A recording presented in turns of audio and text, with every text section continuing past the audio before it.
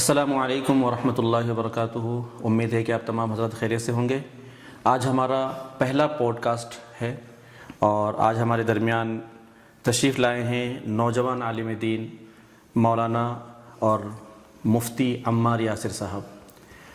تو چلیے آپ کا وقت زیادہ نہ لیتے ہوئے ہم ڈائریکٹ شروع کرتے ہیں۔ تو مفتی صاحب سب سے پہلے اپنا تعارف کرائیں۔ جی، نحمدہ و نصلی علی رسولہ الکریم، اما بعد۔ سب سے پہلے تو میں آپ کا مشکور و ممنون ہوں کہ آپ نے مجھے موقع دیا۔ میرا نام عمار بن یاسر ہے اور میرا تعلق احمد نگر ضلع کا ایک گاؤں کوپر گاؤں سے ہے۔ اچھا، ماشاء اللہ۔ مولانا اپنی دینی تعلیم کہاں تک حاصل کی ہے؟ دینی تعلیم کے سلسلے میں کئی مدرسے پڑھا۔ سب سے پہلی جو میری دینیات مکمل ہوئی ہے جامعہ انعام الحسن، جو تالاب مدرسے کے نام سے مشہور ہے، وہاں پر مکمل ہوئی ہے۔ اس کے بعد میں نے ناظرہ جو مکمل کیا اور حفظ کا کچھ حصہ مکمل کیا، وہ اپنے پونے کا ہی مدرسہ جو پہاڑوں کے دامن میں پڑتا ہے، یولے واڑی جامعہ مرزا ابو العلوم، وہاں پر اپنی تعلیم مکمل کی۔ اس کے بعد گھریلو حالات کچھ سازگار نہیں تھے، تو اس کے بعد مجھے مدرسہ کچھ دنوں کے لیے چھوڑنا پڑا، لیکن ارادہ تھا پڑھنا ہے۔ تو پھر اس کے بعد دوبارہ مدرسے جانے کا ارادہ ہوا، تو ہمارے ایک استاذ ہے مولانا عبدالحمید راہی صاحب، جو مدرسہ مہد مفتاح العلوم کے شیخ الحدیث بھی ہے اور ہمارے رشتے میں پھوپھا بھی لگتے ہیں، تو انہوں نے رائے دی کہ آپ یہاں پر آ جاؤ مفتاح العلوم میں اور وہاں پر ہی عالمیت اپنی مکمل کرو۔ تو میں اس سلسلے میں اپنے گاؤں کوپر گاؤں میں مدرسہ مہد مفتاح العلوم میں عربی چہارم تک تعلیم مکمل کیا۔ اس کے بعد لاک ڈاؤن کا دور آیا۔ لاک ڈاؤن آنے کے بعد آپ کو پتہ ہے کہ اکثر مدرسے کے بچوں کا کانٹیکٹ مدرسے سے ٹوٹ گیا تھا، اکثر بچے کاروبار میں لگ گئے تھے۔ لیکن اس کے بعد مجھے پتہ چلا کہ جامعہ نظامیہ صوفیہ کہ جہاں پر عالمیت کی تعلیم جاری ہے، تو پھر میں وہاں پر ایڈمیشن لیا اور اس کے بعد میں پچھلے سال وہاں سے فارغ ہوا اور اس سال وہاں پر تخصص فی الفقہ یعنی کہ افتاء کی ڈگری حاصل کی۔ تو اس طرح سے میرا مدرسے کا سفر مکمل ہوا۔ ماشاء اللہ۔ تو مولانا اپنی دینی تعلیم کے ساتھ میں کچھ دنیاوی تعلیم بھی حاصل کی ہے؟ جی، مدرسے کے ساتھ ساتھ 1-2 سال میرے مس ہوئے ہوں گے لاک ڈاؤن کی وجہ سے یا پھر مدرسہ چینج ہونے کی وجہ سے۔ باقی میں ہر سال دینی تعلیم کے ساتھ عصری تعلیم میں بھی لگا رہا اور اب بھی میری چل رہی ہے پڑھائی۔ میں ابھی 2nd ایئر میں ہوں اور انشاءاللہ آگے بھی پڑھنے کا ارادہ ہے۔ ماشاء اللہ۔ مفتی صاحب، فراغت کے بعد آپ کے کیا ارادے یا خواب تھے؟ جیسے کہ بہت سارے علماء کرام جیسے ہی فارغ ہونے لگتے ہیں تو ان کے ذہنوں میں خواب یہ ہوتے ہیں کہ میں پوری بستی کو بدل دوں گا۔ الحمدللہ، آپ کے کیا خواب اور کیا ارادے تھے؟ مدرسے سے فارغ ہونے کے بعد جو میرا سب سے پہلا ارادہ تھا وہ درسی خدمت انجام دینا، کسی مدرسے میں پڑھانا۔ اس کا مقصد یہ تھا کہ جو زمانہ طالب علمی میں جو کوتاہیاں ہم سے ہوئی ہے، تو آپ کو تو پتہ ہے کہ وہ کوتاہیاں کافی حد تک مکمل ہو جاتی ہے پڑھانے میں بچوں کو۔ اور دوسری جو ہمارا ارادہ تھا وہ مکاتب کا نظام قائم کرنا ہے، جو بستی کو سنوارنے کے زمرے میں آتا ہے۔ تو ہم ان بچوں کو پڑھائے اور منظم کے ساتھ ساتھ مؤثر بھی انداز ہو بچوں کو پڑھانے کا، ان کے اصلاحی مجالس ہو جس کے ذریعے سے باتیں ان کے دل میں اتر جائے اور عمل میں آ جائے۔ یہ ہمارا ارادہ تھا مکتب کے ذریعے سے پڑھانے کا بچوں کو۔ اور تیسرا ہمارا جو ارادہ تھا وہ تھا جمعہ کے دن خطاب کے ذریعے عوام الناس کو دین کی بات پہنچانا، کیونکہ جمعہ جمعیت کا دن ہے، سارے لوگ اکٹھا ہوتے ہیں اور اس سے ہمارا انداز گفتگو بھی جو ہے سور کر آتا ہے اور ہمیں بھی کافی فائدہ ہوتا ہے اس سے۔ یہ 3 ارادے تھے ہمارے۔ مفتی صاحب، جو آپ کے ارادے تھے الحمدللہ اس میں تو آپ ایک حد درجہ کامیاب ہوئے۔ کیا آپ کو فوراً کام ملنا شروع ہوا؟ امامت ہو، درس و تدریس ہو یا اسی طرح مکتب کا معاملہ ہو، فوراً مل گیا فارغ ہونے کے بعد؟ جہاں تک مکتب کا معاملہ تھا مولانا، تو میں جب پڑھتا تھا مدرسے میں اس وقت سے ہی میرا مکتب کا جو نظام تھا وہ چلتا تھا، لیکن اس حد تک جو میرے اخراجات تھے وہ مجھ تک محدود تھے۔ فارغ ہونے کے بعد گھر کی ذمہ داری آ گئی، تو وہ ساری چیزیں کور کرنا صرف مکتب کے خرچ جو بھی ہے ملتی تھی ہم کو تنخواہ، تو وہ ممکن نہیں تھا۔ اور آپ کو تو پتہ ہے آج کے اماموں کی اور مکاتب سے ملنے والی جو تنخواہ ہوتی ہے، اس کے بعد ہم نے کچھ ذریعہ معاش تلاش کیا۔ تو ہم نے بہت سوچا اور سوچنے کے بعد ہمارے دوستوں نے ہمیں رائے دی اور ان کے ساتھ مل کر ہم نے ایک چکن کی دکان کھولی.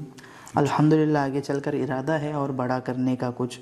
جب بزنس سیٹل ہو جائے تو جو ہمارے خواب تھے, جو بیسک چیزیں ہمارے کرنے کی, جیسے کہ مدرسے میں خدمت انجام دینا, جمعہ کے جو ہمارے خطبات ہوتے ہیں, ابھی وہ ہولڈ پر ہے, ہو نہیں پا رہے مصروفیت کی وجہ سے, لیکن آگے ارادہ ہے اس کا. ماشاءاللہ ماشاءاللہ. تو ماشاءاللہ سوال اور جواب کا سلسلہ جاری ہے. ابھی ہم مفتی صاحب سے معاشرتی پہلو پر چند سوال کرنے جا رہے ہیں.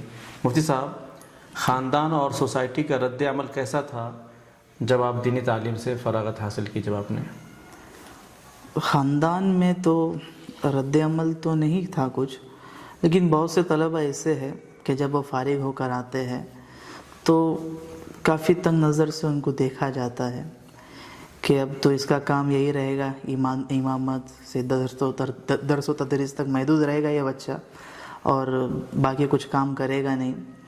تو یہ رد عمل لوگوں کا آتا ہے, لیکن میرے ساتھ ایسا کچھ نہیں ہوا.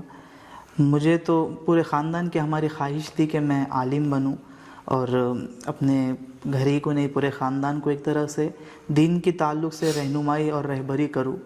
تو کافی خوش ہوئے تھے اس دن, اور بہت روئے تھے اس دن گھر والے. بہت خوش قسمت ہوں میں کہ ایسا خاندان ملا مجھے.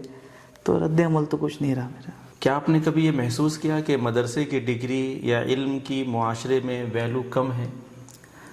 یہ محسوس ہوا ہے لوگوں کے عمل سے. ہم جب دیکھیں گے ہمارا جو علاقہ ہے کونڈوا, تو یہاں پر 10 مدرسے بھی ہوں گے مفتی صاحب, تو ان میں سے 5 مدرسوں میں بھی 100 سے اوپر طلبہ نہیں ہوں گے, اور جو طلبہ ہے وہ بھی مقامی نہیں ہے. اکثر آپ دیکھیں گے باہر کے بچے پڑھنے کو آئے ہیں. اور ہمارے علاقے میں ہر 1-2 گلی چھوڑ کر آپ کو ایک اسکول مل جائے گا, اور ہر سال اسکولوں کی تعداد بڑھ رہی ہے. تو یہ ویلیو کم ہونے کا مسئلہ یہ تو عوام اپنے عمل سے ظاہر کر رہی ہے. جی. کیا آپ کو اپنے اندر کوئی کمی محسوس ہوئی, جیسے سافٹ اسکلز یا جدید علوم میں؟ مجھے جو کمی محسوس ہوتی ہے اپنے اندر وہ ہے کہ میں حافظ قرآن نہیں بن سکا. یہ مجھے ہمیشہ جب بھی رمضان آتا ہے کسی حافظ قرآن کے پیچھے میں قرآن سنتا ہوں تو مجھے اس چیز کا احساس ہوتا ہے. اس کے علاوہ سافٹ اسکلز اور جدید علوم کے تعلق سے جو بات ہے تو ہونی چاہیے. سافٹ اسکلز, انداز گفتگو اور دیگر جو علوم ہیں, ہمارے عالمی جو لینگویج ہے, عالمی سطح پر جو زبان بولی جاتی ہے انگلش زبان, اسے سیکھنا چاہیے. اس کے علاوہ ہماری جو علاقائی زبان ہے اسٹیٹ لینگویج, اسے سیکھنا چاہیے.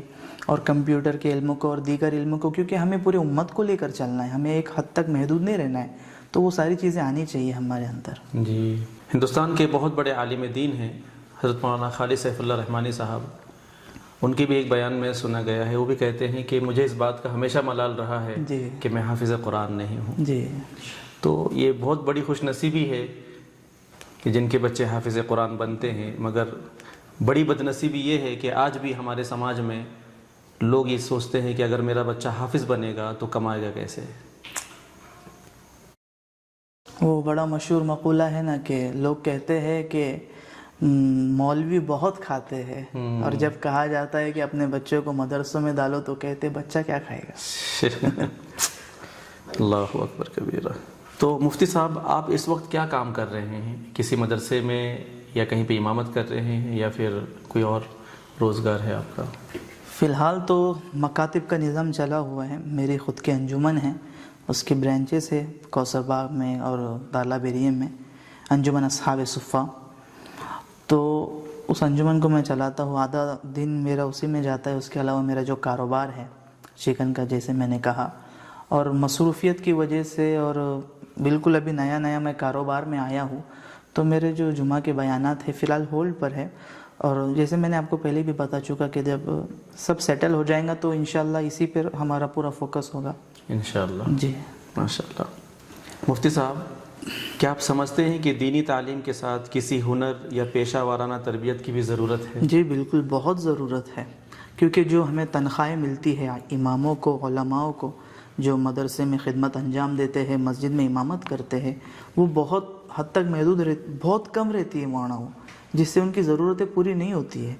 تو بہت ضروری ہے ایک طلبہ کے لیے کہ جب وہ پڑھ رہا ہے تو اس کے ساتھ ساتھ ہی اسے کوئی ہنر آئے، وہ کچھ سیکھے، یا پھر جب فارغ ہو جائے تو وہ کچھ کاروبار میں جائے، کیونکہ اللہ تعالیٰ کا ارشاد ہے، آپ صلی اللہ علیہ وسلم کا ارشاد ہے کہ اللہ نے برکت کے 10 حصے بنائے، اس میں سے 9 حصے تجارت میں رکھے ہیں اور 1 حصہ باقی چیزوں کے لیے، تو بہت ضروری ہے ہمیں تجارت میں آنا۔ مفتی صاحب، جی، آپ کو لگتا ہے کہ مدارس طلبہ کو میدان عمل کے لیے تیار کرتے ہیں؟ جی ہاں، بالکل کرتے ہیں، کیونکہ ہم جب دیکھتے ہیں ہندوستان میں ہی یا پھر پوری دنیا میں جب کبھی دین پر کچھ آڑ آتی ہے تو سب سے پہلی صف میں ہمیں علماء کرام نظر آتے ہیں۔ ابھی حالیہ واقعہ دیکھیے، شکیل بن حنیف کا ہو یا پھر صدیق دیندار کا ہو، انجینئر کا ہو، ساری جگہ پر ہمیں سب سے پہلی صف میں علماء کرام نظر آئیں گے۔ اور آج سے پہلے جب سے مدارس کی ابتدا ہوئی ہے، جب بھی کوئی آنچ آتی ہے، میں صرف دین تک محدود نہیں رکھوں گا، ہمارے ملک کی آزادی میں سب سے بڑا رول کس کا تھا؟ ظاہر سی بات ہے علماء کا۔ اور یہ کہاں کے آئے ہیں علماء کرام؟ کہاں سے بن کے نکلے ہیں؟ مدارس سے بن کے نکلے ہیں۔ تو مدارس کا رول ہر دور میں میدان عمل میں رہا ہے۔ مفتی صاحب، جی، کیا آپ نے کبھی مایوسی، احساس کمتری یا تنہائی محسوس کی ہے؟ لوگوں کے رویوں کی وجہ سے بعض لوگ یہ کہتے ہیں کہ یہ مولوی کچھ نہیں کر پائے گا، اس وجہ سے بعض ہمارے بچے ڈپریشن کا شکار ہوتے ہیں اور یہ چھوڑ دیتے ہیں فیلڈ۔ جی، تو کبھی آپ کو ایسا ہوا کہ احساس کمتری؟ احساس کمتری کا شکار تو نہیں ہوئے۔ وجہ اس کی یہ ہے کہ جب سے ہم مدرسے کی فیلڈ میں آئے ہیں تو اپنے بڑوں سے ہم نے اکثر سنا ہے کہ زمانے کے تانے ان کو پڑھتے تھے، اور وہ سن کے ہمیں عادت ہو گئی کہ ایسا بھی ہونے والا ہے آگے چل کر۔ تو اس کے لیے ہم پہلے سے مضبوط تھے۔ اور عوام کا کیا ہے، وہ اعتراض کرے تو عوام، وہ ایک مشہور واقعہ ہے نا کہ 2 لوگ جا رہے تھے، ان کے ساتھ گدھا تھا ساتھ میں، تو گدھے پہ بیٹھے تو کہنے لگے اس پر ظلم ہے، اس سے اترے تو کہنے لگے دیوانے ہیں، سواری ہوتے ہوئے پیدل جا رہے ہیں۔ تو ایسا واقعہ ہے، عوام تو اعتراض کریں گی، اور ان کو کتنا بھی خوش کرو۔ وہ بھی ایک واقعہ ہے کہ ایک نواب صاحب نے اپنے بیٹے کی شادی رکھی اور سب کو شادی میں بلایا۔ شادی ہونے کے بعد سب مہمانوں کو ایک مٹھائی کا باکس دیا اور ایک سونے کی اشرفی دی، اور رات میں وہ اپنی تعریف سننے کے لیے چبوترا جو تھا جہاں سارے گاؤں والے جمع ہوتے تھے، تو اس درخت کے اوپر چڑھ کر بیٹھ گیا کہ دیکھیں گے کہ کیا کہتے ہیں لوگ میرے بارے میں، تعریفیں سننے کے لیے۔ تو آ کر بیٹھے لوگ، تعریفیں شروع کیے، کیا بات ہے، نواب صاحب کی شادی زبردست ہو گئی، کھانا بھی زبردست تھا، سب کو ایک سونے کی اشرفی، ایک مٹھائی کا ڈبہ ملا۔ تو ایک بندے نے کہا جب اتنا مالدار نواب صاحب ہے، اگر 2 سونے کی اشرفی دیتا تو اس کے باپ کا کیا جاتا؟ صحیح۔ تو یہ عوام کا رد عمل ہوتا ہے۔ اعتراض تو کتنے بھی کر رہے لوگ، اور ہم ہر کسی کا جواب تو نہیں دے سکتے، تو اس تعلق سے احساس کمتری کے شکار ہم کم ہی ہوئے ہیں۔ ہاں، یہ بات سچی بھی ہے کہ ابن آدم کا پیٹ قبر کے مٹی کے سوا بالکل اور کوئی شے بھر نہیں سکتی۔ بالکل۔ مفتی صاحب، کوئی ایسا واقعہ، کوئی ایسا قصہ جو آپ کو اندر سے توڑ کر رکھ دے، غم زدہ کر دے، کوئی ایسا مرحلہ جو آپ کے ساتھ پیش آیا ہو؟ ایسا کسی کے مرحلہ، انتقال کا، کسی کے وفات کا، جو اپنا مشفق تھا، مربی تھا؟ میں جب سے میں نے ہوش سنبھالا ہے تو مجھے کوئی بات پر ایسے میرے کبھی آنسو نہیں چھلکے ہیں، چاہے مطلب کتنا بھی مشکل مرحلہ آ جائے، کوئی بھی اس دنیا سے چلا جائے، لیکن ہمارے ایک چاچا جان تھے، حافظ یوسف صاحب بھائی تھی، جی، اللہ ان کو غریق رحمت فرمائے۔ جب ان کا انتقال ہو گیا، وہ میری زندگی کا سب سے مطلب میں ختم ہو گیا تھا اس وقت، کیونکہ میں ہر چیز میں انہی سے رائے لیا کرتا تھا، اور ان کے کافی احسانات ہیں مجھ پر، مدرسے کی تعلیم میں ہو یا دینی رہنمائی میں ہو یا دنیاوی رہنمائی میں ہو، ہر چیز میں مجھ پر کہ ہمارے پورے خاندان پر ان کے کافی احسانات تھے۔ تو ان کا اس دنیا سے چلے جانا ہمارے لیے بہت دردناک تھا۔ آج بھی ان کی یاد آتی ہے تو ایسا لگتا ہے موجود ہے، ان کو 3-4 سال گزر گئے اس دنیا سے جا کر، تو وہ دن میرے لیے بڑے مشکل گزرے۔ اللہ تبارک و تعالیٰ ان کو غریق رحمت کرے، جنت الفردوس میں اعلیٰ علیین میں جگہ دے۔ یہ جو لوگ ہوتے ہیں نا، ان کے بارے میں شاعر نے کہا تھا کہ بچھڑا کو سیدھا داد ہے کہ رت ہی بدل گئی، وہ ایک شخص سارے شہر کو ویران کر گیا۔ مفتی صاحب، دینی تعلیم نے آپ کو زندگی میں کیا فائدہ دیا؟ جیسے کہ اسکول کے بچے، کالج کے بچے انجینئر بن گئے، ڈاکٹر بن گئے، پیسے کمانے لگ گئے۔ ایک عالم دین تو پیسوں کے بارے میں بتا نہیں سکتا، اس کی صلاحیتیں کیا ہے وہ جمعہ کی خطبے میں وہ بھی سنتے نہیں لوگ، کیونکہ خطبے کے وقت آ جاتے ہیں۔ تو دینی تعلیم جو آپ نے حاصل کی ہے، مفتی بنے، عالم بنے، یہ آپ کو کیا فائدہ دے رہی ہے؟ سب سے بڑا فائدہ تو آپ نے انٹرویو کے لیے ہمیں بلائے۔ جی ماشاءاللہ۔ یہ کسی آپ نے انجینئر یا پھر ڈاکٹر کو نہیں بلایا، آپ نے انتخاب کیا اس ایک عالم دین کا، ایک مدرسے کے فارغ کا، یہ ایک فائدہ ہے۔ اور فائدہ دنیا کیا ہی دے گی مولانا، اس چیز کا حق تو ہمیں اللہ ہی سے ملے گا، کیونکہ یہ بہت بڑی چیز ہے۔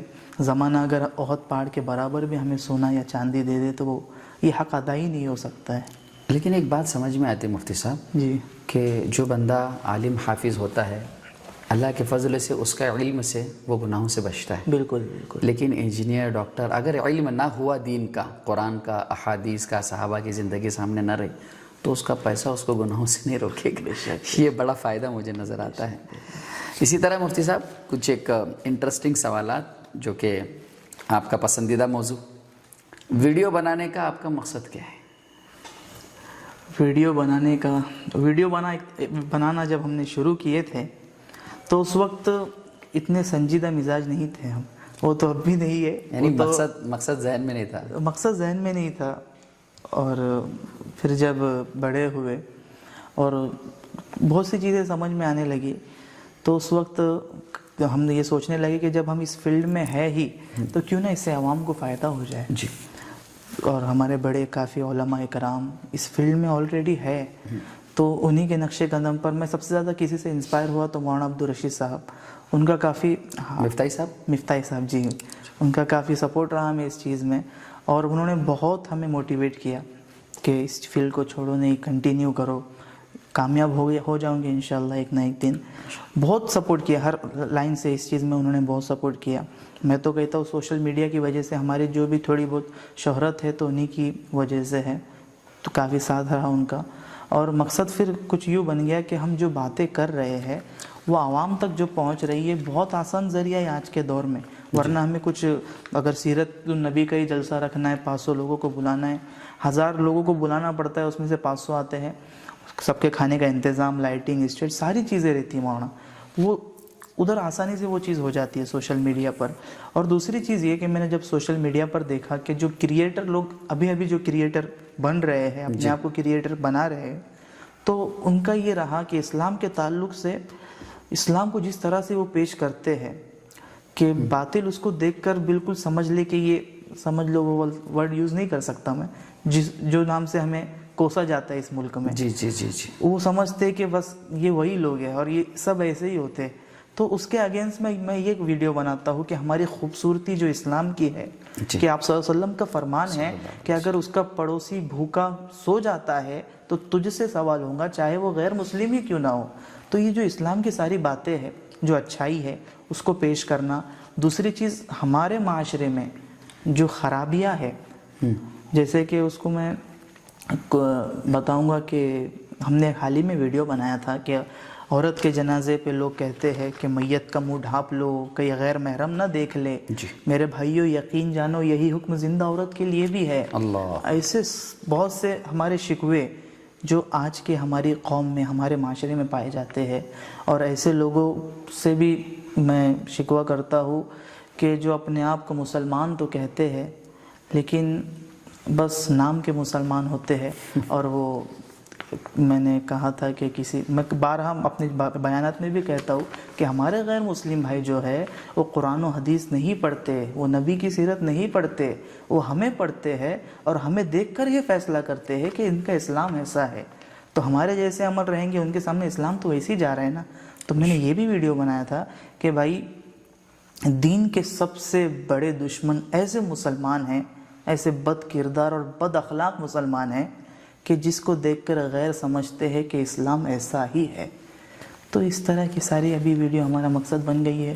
اور رمضان سے پہلے ہم نے افتاح مکمل ہونے کے بعد سوال و جواب کا بھی سلسلہ شروع کیا تھا۔ بہت اچھا۔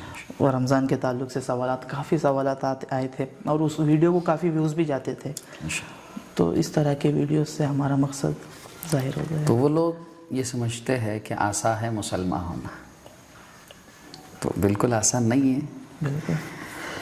مفتی صاحب، لوگوں کی طرف سے کبھی ایسے سوالات کہ عالم رہ کر ویڈیو نہیں بنانی چاہیے، مفتی رہ کر ویڈیو نہیں بنانی چاہیے، کبھی ایسے طنز وغیرہ جو اپنوں کی طرف سے کیے گئے، کوئی ایسا واقعہ آپ کے ساتھ؟ بہت بار ہو چکا ہے مولانا.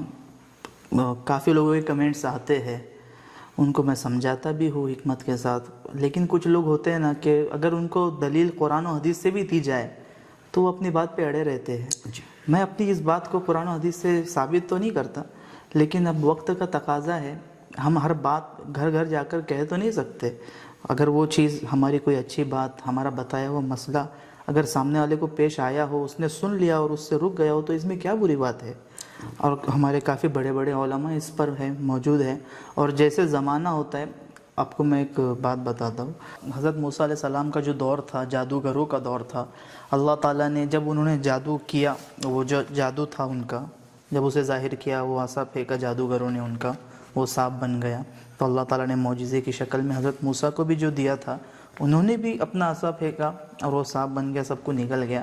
تو زمانے کی جو اس وقت جو ضرورت تھی، اس کے حساب سے اللہ تعالیٰ نے ان کو اس معجزے کو دے کر بھیجا تھا. تو جیسے زمانے کا تقاضا ہے، اس حساب سے ہم اگر کام کریں تو اس میں کیا ہی بری بات ہے. میں ناظرین سے کہنا چاہتا ہوں کہ بہت سارے لوگ یہ سمجھتے ہیں کہ ویڈیوگرافی، اسی طرح فوٹوز نکالنا کیمرے سے، موبائل سے، وہ حرام ہے، اور بیتو کی دلیل دیتے رہتے ہیں. اور کلو مصورین فی النار بھی اسی ضمن میں وہ شامل کرتے رہتے ہیں. میں واضح طور پر آپ کو بتا دوں، پہلی مرتبہ فقہ حنفی کا سب سے بڑا عالم دین جب پڑوسی ملک میں آیا تھا، عبد الفتاح نام تھا ان کا، تو گلے میں کیمرہ لٹکائے ہوئے تھے، ان کے گلے میں کیمرہ تھا. تو ہمارے لوگوں کو یہ بات سمجھنی چاہیے، وہ مصور سے مراد وہ ہے جو اپنے ہاتھ سے بناتا ہو تصویر. یہاں پر کیپچر کی جانے والی تصاویر کے بارے میں اس کا حکم نہیں لگتا. البتہ آپ یہ دیکھ لیجئے، آپ انٹرنیٹ کی دنیا میں مولانا الیاس گمن صاحب کو بھی دیکھتے ہو جو باریک سے باریک مسائل پر اپنی رائے رکھتے ہو، اور اسی طرح مفتی طارق مسعود کو دیکھتے ہو، مولانا طارق جمیل صاحب کو دیکھتے ہو، اور بڑے بڑے علماء جو احادیث کو پڑھاتے ہیں. ہم نے ایک حدیث پڑھ کر حملہ کرنا شروع کر دیا ان لوگوں پر جو فوٹوز نکالتے ہیں، ویڈیوز بناتے ہیں، وہ بھی دین کے خاطر بنا رہے. ہم کوئی یہاں پر وہ والا کنٹینٹ نہیں بنا رہے جہاں پہ جو مرنے کے بعد بھی مسلسل گناہ چلتے رہیں گے. تو نبی کی احادیث، نبی کا طریقہ، قرآن کی باتیں. مفتی صاحب، جو نئے فارغین ہیں وہ ویڈیوز جو بنا رہے ہیں، ان کو کن کاموں سے رکنا چاہیے اور کن کن چیزوں سے پرہیز کرنا چاہیے تاکہ انہیں یہ پتہ چلے کہ وہ عالم دین ہے، حافظ قرآن ہے، مفتی ہے، اور یہ کام کرنے سے کہیں نہ کہیں ان کی امیج خراب ہو سکتی ہے. بالکل. جو نئے فارغین ہیں، سب سے پہلے تو انہیں یہ سمجھنا چاہیے کہ یہ جو کام ہے ویڈیو بنانا، اسی کو لے کر نہ چلے، کیونکہ اس سے بڑے بڑے بھی بہت ایسے کام ہیں جو ہمارے اس دور کے علماء کر رہے ہیں اور جو وقت کی ضرورت ہے. تو سب سے پہلے یہ سمجھ لے کہ یہ کام جو کر رہے ہیں، میں تو یہ بھی نہیں کہوں گا کہ یہ بھی دین ہے، میں یہاں تک احتیاط کرتا ہوں اس چیز میں. میں نے ایک بندے کو دیکھا مولانا، کریٹر تھا، ویڈیوز بناتا تھا، ویڈیو ساری اس کی اس طرح کی، مسلمان ایسے ویسے. اور جب اس کا اکاؤنٹ ہیک ہوا ہے تو سارے کریٹر لوگ اس کا اکاؤنٹ واپس لانے کے لیے عوام کو اکسا رہے تھے کہ اب تک تم کہاں سو رہے ہو، جاؤ اس کے اکاؤنٹ، جو نیا اکاؤنٹ بنایا اس کو فالو کرو، دین کا بہت کام کر رہا ہے، دین کی آواز ہے، اسلام کے لیے آواز اٹھاتا ہے. تو اس طرح کے، تو میں کہوں گا کہ اتنا بھی اس چیز کو یہ نہ کرے. ہاں بھائی، یہ کام ہے، ہم اچھی بات کو لوگوں تک پہنچا رہے، بہت اچھی بات ہے. اور جب ہم ویڈیو بنا رہے ہیں تو بہت احتیاط کرنا چاہیے ہمیں. جو فحش میوزک ہے اس سے، اور جو چیزیں اس میں ٹرینڈ کرتی ہے اس میں حصہ لینے سے، کچھ بھی ٹرینڈ آ جاتا ہے انسٹاگرام پر اور ہمارے علماء بھی اس کو کرنے لگتے ہیں، تو یہ سب چیز سے ذرا پرہیز کرنا چاہیے، اس سے ہماری امیج گھٹ جاتی ہے. خاص کر بیک گراؤنڈ میوزک میں، خاص کر کے بیک گراؤنڈ میوزک میں، گانے وغیرہ لگانے میں. اگر کوئی ویڈیو بنا رہے تو بیک گراؤنڈ میں جو فوٹو رکھ رہے اس میں بھی احتیاط کرنا چاہیے، کیونکہ بیک گراؤنڈ میوزک کا ایسا ہے کہ جب اسے لگایا جاتا ہے تو ویڈیوز وائرل ہوتی ہے اس کے چکر میں، نئے نئے ٹرینڈنگ سانگز پہ ویڈیو بنانا. اور کہیں نہ کہیں آپ جو ہے بیک گراؤنڈ میوزک میں ڈال کر اس مووی کو پروموٹ کر رہے ہو جس کا یہ بالکل بالکل BGM وغیرہ جو کہتے ہیں جی جی وہ اسی کو پروموٹ کر رہے ہو۔ مفتی صاحب ایک سوال ہے، ذاتی سوال ہے آپ کا، کیا آپ کی کمائی کا ایک ذریعہ سوشل میڈیا بھی ہے؟ سوشل میڈیا بہت محنت کراتا ہے پہلے تو کمائی کے لیے وہ بہت قربانی مانگتا ہے۔ فی الحال تو نہیں ہے، ایک دور تھا جب ٹک ٹاک بند ہوا تھا تو اس کے بعد کافی پلیٹ فارم یہ اویلیبل تھے، جی تو MX ٹکاٹک تھا اور بہت عجیب عجیب نام ہے، جوش تھا، موج تھا۔ تو اس وقت میں مجھے میں گیا تھا جب وہاں پر ویڈیوز اپلوڈ کرنا شروع کیا تو میرے کو 1-2 سال تک وہاں سے پیمنٹ آتی تھی، لیکن اس کے بعد جب انسٹاگرام میں وہ لوگوں نے انسٹاگرام کو ٹک ٹاک جیسا یوز کرنا شروع کر دیا تو پھر وہ بند ہو گئی، تو اس کے بعد نہیں کچھ پیمنٹ کا۔ مفتی صاحب، جی، مدرسے کے طلبہ کے لیے آپ کا کیا مشورہ ہے جو ابھی تعلیم حاصل کر رہے ہیں؟ مدرسے کے طلبہ کے لیے تو یہی مشورہ ہے کہ جو وقت انہیں ملا ہے پڑھنے کے لیے اسے قیمتی سرمایہ سمجھے۔ ابھی موبائل کا استعمال بہت عام ہو گیا ہے مدرسوں میں، تو اس سے پرہیز کرے، کچھ دن ہے پڑھنے کے، اور وہ جس فیلڈ میں آگے چل کے جانے والے ہیں اس میں خوب محنت کرے اور ایک ہنر اپنے ساتھ رکھے تاکہ آگے دشواری نہ ہو۔ ماشاء اللہ۔ علماء اور مدارس کے نظام کو آپ کیا اپڈیٹس تجویز کریں گے؟ یہی کہ مدرسوں میں عصری تعلیم کا نظام ہو، اس کے علاوہ بچوں پر شفقت برتی جائے، جو مارنے کا نظام ہوتا ہے، اور جو بھی دیگر مطلب بچوں میں کوئی ہنر آ جائے اس پر محنت ہو، کمپیوٹر کے تعلق سے ہو، تو وہ ساری چیزیں ہونی چاہیے مدرسوں میں۔ ماشاء اللہ۔ باقی نظام تو ہے زبردست۔ آخر میں ایک پیغام ہمارے سامعین کے لیے۔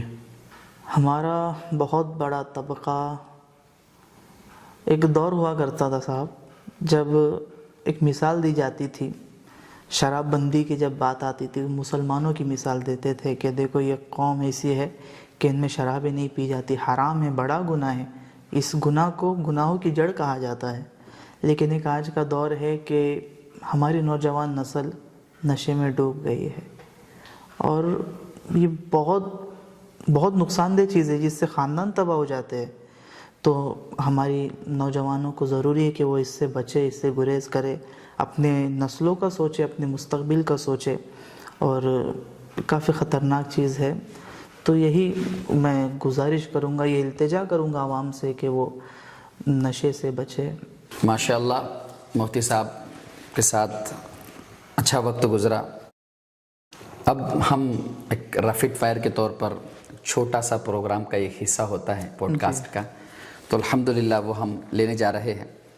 میں 2 سوالات آپ سے پوچھوں گا، تو آپ اس میں سے آپ کو جو پسند ہے، جو سلیکٹ ہے، الحمدللہ آپ اس کا نام لینا۔ میں ناظرین کو پہلے ہی بتا دوں، یہ ایک محبت کا معاملہ ہے۔ جی، آپ کے نظروں میں کوئی اور بہتر ہو سکتا ہے، لیکن مجھے سب سے زیادہ عزیز ایک ولی سے بھی زیادہ میرے والد ہے۔ اگرچہ وہ ولی یقیناً اللہ کی نظروں میں سب سے زیادہ محبوب ہے اور ہوں گے بھی، لیکن میری اپنی جو پسند ہے میں اس کو جو ہے سلیکٹ کرتا ہوں اسی طرح۔ دارالعلوم دیوبند یا ندوۃ العلماء لکھنؤ؟ ام المدارس دارالعلوم دیوبند۔ ماشاءاللہ۔ مہاراشٹر کے 2 شہر، شہر پونا یا شہر ممبئی؟ پونے۔ ماشاءاللہ۔ 2 جمعیت ہیں، حضرت مولانا ارشد مدنی صاحب، اسی طرح حضرت مولانا محمود مدنی صاحب۔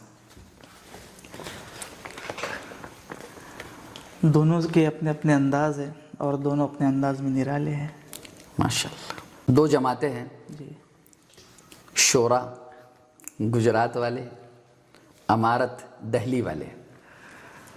اس میں یہ وضاحت کر لوں کہ علماء کو درمیان میں ہونا چاہیے، دونوں کو لے کر چلنا چاہیے، کیونکہ یہ وہ جماعتیں جو علماء کی ہی رہنمائی میں، رہبری میں چلتی ہے، تو یہ اوپر کے مسئلے عوام تک نہ پہنچے۔ تو اگر علماء اس میں سنجیدگی اختیار کریں گے تو کافی حد تک یہ بھی سالو ہو جائے گا۔ یعنی علماء کرام کا کام فقط اصلاح کرنا ہے، بالکل، جہاں بگاڑ دکھا وہاں جا کر اصلاح کرنا ہے۔ بہت اچھا۔ حضرت مولانا طارق جمیل صاحب یا حضرت مفتی تقی عثمانی صاحب؟ شیخ الاسلام کے علاوہ کہا جا سکتے ہم۔ ویسے طارق جمیل کا میدان بھی الگ ہے، جو ان کی واضح و نصیحت سے لوگوں کو فائدہ پہنچا ہے۔ جی۔ 2 شعبے ہیں، امامت یا درس و تدریس؟ درس و تدریس۔ طلباء کرام کے سوالات کا جواب دینا پسند کریں گے عوام کا. دو بڑی ہستیاں ہیں جی حضرت ابو القاسم نعمانی حافظ اللہ تعالی یا حضرت مفتی سعید احمد پالن پوری رحمہ اللہ تعالی. دونوں محتمم رہ چکے تھے. جی دیوبند کے. حضرت مولانا سعید احمد پالن پوری کیونکہ جو ان کی شرح ہے ترمذی شریف کی تحفۃ العلمین میں کافی اس سے فیض یاب ہو چکا ہو, بہت زبردست ہے. حضرت کے بڑے کارنامے رہے, زبردست شخصیت گزری ہے. اسی طرح مفتی ہارون ندوی یا پھر آپ کا چہیتا نام مولانا عبد الرشید مفتاحی. مولانا عبد الرشید مفتاحی صاحب. اوکے. مفتی عبد الواحد قریشی مناظر اسلام یا مفتی طارق مسعود صاحب. میری ہر کنوارے نوجوان کی دل کی دھڑکن مفتی طارق مسعود صاحب ماشاءاللہ. اور مولانا عبد الواحد قریشی بھی لاجواب شخصیت ہے. سلام علماء دیو باتاج بادشاہ. باتاج بادشاہ ہے. حضرت مولانا سعد صاحب دہلی والے یا حضرت مولانا ابراہیم صاحب گجرات والے. مولانا ابراہیم صاحب کے کافی تجربے رہ چکے ہیں دعوت کے کام میں, بہت علمی بیانات ہوتے حضرت کے اور میں سنتا بھی ہوں. تو مولانا ابراہیم دیولا صاحب. جی. حضرت مولانا یاسر ندیم الواجدی صاحب یا مفتی منہاج صاحب. مولانا یاسر الواجدی صاحب ماشاءاللہ. اسی طرح مولانا ابو الاعلی مودودی یا مولانا احمد رضا خاں بریلوی رحمہم اللہ تعالی. اور مولانا احمد رضا خاں بریلی ہے. ماشاءاللہ. ایسا عاشق ڈھونڈنے سے ملتا ہے. دو قاری حضرات ہیں جی ماشاءاللہ. قاری سدیس صاحب یا قاری شریم صاحب. قاری شریم صاحب ماشاءاللہ. اب دو زبردست شخصیات ہیں مہاراشٹر کی, یہاں پر ان کے خانقاہیں چلتی ہے الحمدللہ دونوں کی. ایک تو حضرت اقدس مولانا سجاد نعمانی صاحب, اپنے آپ میں ایک بڑا نام ہے. اسی طرح حضرت مولانا طلحہ صاحب. طلحہ صاحب خاص میں ممبئی والے. جی مولانا سجاد نعمانی صاحب ماشاءاللہ. یہ تھا ہمارا ریپڈ فائر. الحمدللہ مفتی صاحب نے جو ہے بہت اچھے جوابات دیے. امید کرتا ہوں کہ آپ کو یہ پوڈ کاسٹ, یہ پروگرام دیکھ کر بڑی خوشی ہوئی ہوگی. اللہ تبارک و تعالی ہم تمام کے اعمال میں خوب برکت دے, علم میں خوب برکت دے, اور اسی طرح کے اور پوڈ کاسٹ الحمدللہ ہم ناظرین کے لیے الگ الگ علماء کرام کے ساتھ لے کر آتے رہیں گے. اور سینسیٹیو ایشو پر انشاءاللہ ہم اپنے پروگرامات کو جاری و ساری رکھیں گے. ناظرین سے گزارش ہے ماہی ٹی وی کو سبسکرائب کریں, اپنے چاہنے والوں میں شیئر کریں.